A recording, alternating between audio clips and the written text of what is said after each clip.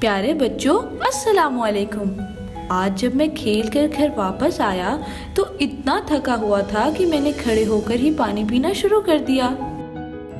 अम्मी ने मुझे समझाया कि पानी हमेशा बैठकर सीधे हाथ से आराम से देखकर और 3 सांसों में पीना चाहिए। जल्दी जल्दी और खड़े होकर पानी पीने से हमारी सेहत पर बुरा असर पड़ता है। हमारे प्यारे नबी हज़रत मोहम्मद सल्लल्लाहु अलैहि वसल्लम की हदीस का मफ़हूम है, तुम कभी खड़े होकर पानी मत पियो। तो बच्चों, मैं तो आज से हमेशा बैठकर आराम से देखकर ही पानी पिया करूँगा। क्या आप भी आइंदा ऐसा ही करेंगे?